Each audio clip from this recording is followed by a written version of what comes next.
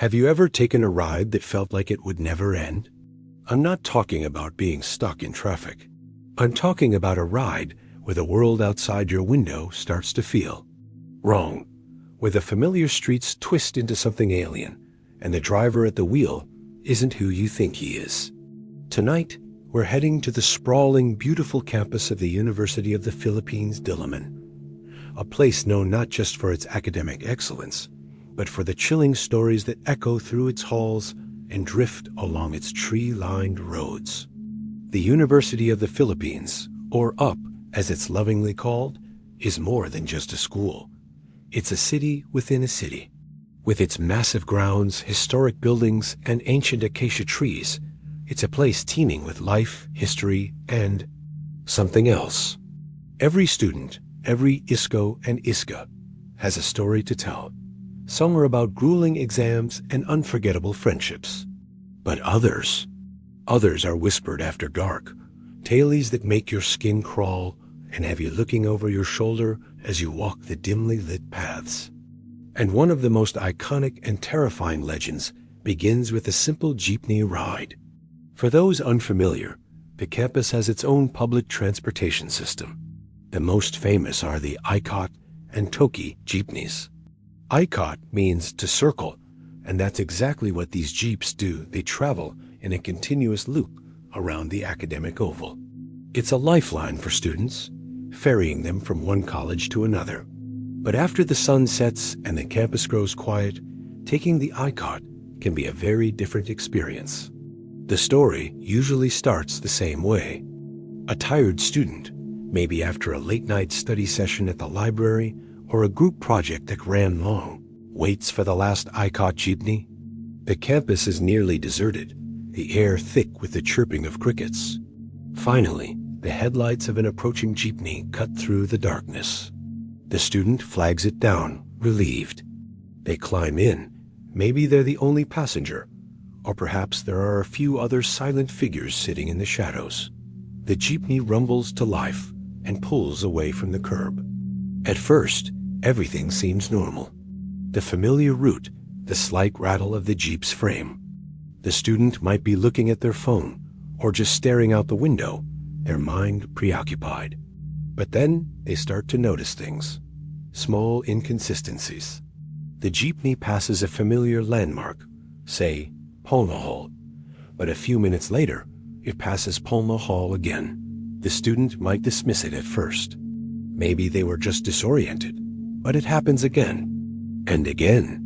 They are stuck in a loop, circling the same stretch of road over and over. Panic starts to creep in.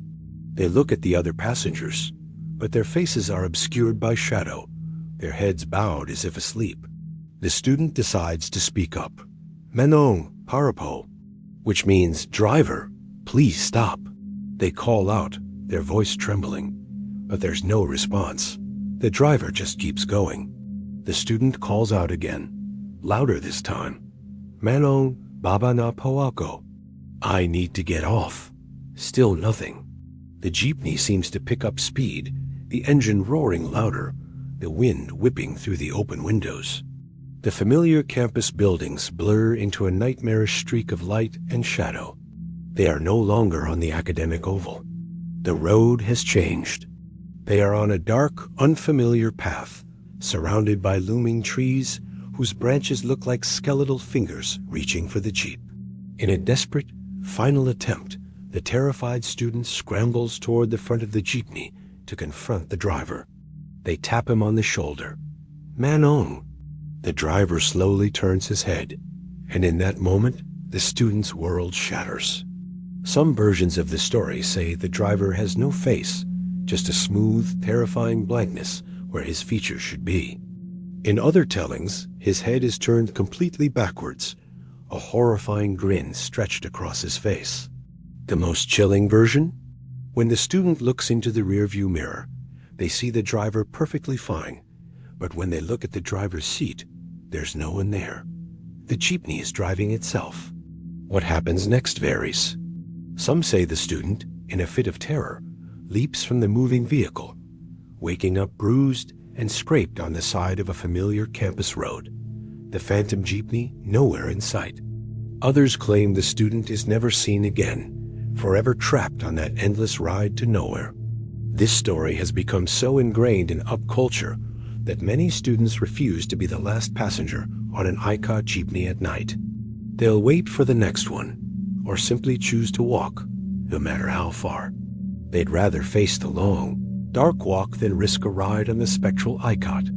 But the ghostly encounters on campus aren't limited to its roads. They permeate the very walls of its buildings. Let's take a walk over to the College of Music. This building, a sanctuary for aspiring musicians, is known for its incredible acoustics and its resident spirits. Students and faculty have long shared stories of strange occurrences, especially in the practice rooms. These small, soundproofed rooms are where students spend countless hours perfecting their craft. But sometimes they are not alone. Imagine you're a piano major and you've booked a practice room late in the evening. You lock the door behind you, sit down at the grand piano, and begin to play. As your fingers dance across the keys, you hear it, another melody, faint at first, coming from the room next door. You try to ignore it, but it grows louder. A hauntingly beautiful and yet unsettling piece you've never heard before. You stop playing, listening intently. The music from the other room stops too. A bit weird, but you shrug it off.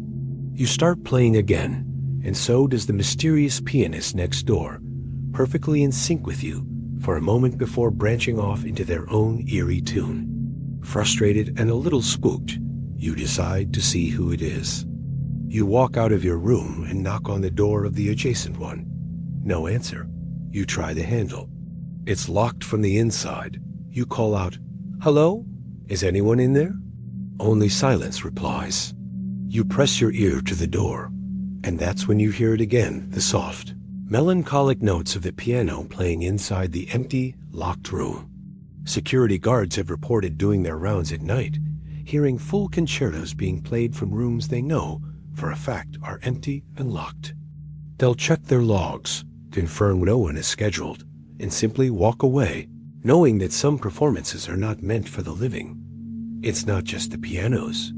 There are tales of disembodied voices, humming along with students of instruments moving on their own, and of a spectral figure of a woman, in white believed to be the ghost of a former student who is sometimes seen wandering the halls, listening to the music that fills the college she could never leave. And then there are the trees. The UP Diliman campus is famous for its majestic acacia trees. They form a beautiful canopy over the academic oval, their branches creating a serene, park-like atmosphere. During the day, they provide shade and a sense of tranquility. But at night, their twisted branches and deep shadows seem to hold secrets. They are silent witnesses to everything that has happened on campus for decades. Some believe that these ancient trees are more than just trees. They are said to be shelters, not just for birds, but for spirits elementals or encantos from Filipino folklore. Students walking home late at night often talk about the feeling of being watched as they pass under the massive acacias. They report seeing strange lights flitting between the branches, or hearing whispers that seem to come from the leaves themselves. There's a common campus superstition: never point at anything in the dark, especially at the acacia trees. You might offend whatever entity resides there. You must ask for permission to pass, saying, "Tabi tabi po," a traditional Filipino phrase to show respect to unseen spirits. Ignore this warning, and you might find yourself falling inexplicably ill, or worse, getting lost on a path you've walked 100 times before, only to find yourself walking in circles under the watchful gaze of the silent trees. From the phantom jeepney on an endless journey, to the spectral symphonies in the College of Music, and the watchful spirits in the acacia trees, the University of the Philippines Diliman is a universe of stories. These tales are passed down from one generation of students to the next, becoming a part of the university's identity. Are they just urban legends, products of overactive imaginations fueled by late-night stress and caffeine? Or is there something more to them? Perhaps the next time you find yourself on a quiet campus late at night, and you hear a distant piano or see the headlights of a lone vehicle approaching, you'll remember these stories, and you might just choose to walk. Thanks for joining me on this creepy campus tour. If you have your own university ghost story, I'd love to hear it in the comments below. Don't forget to like, subscribe, and hit that notification bell so you don't miss our next dive into the unknown. Stay curious and stay safe.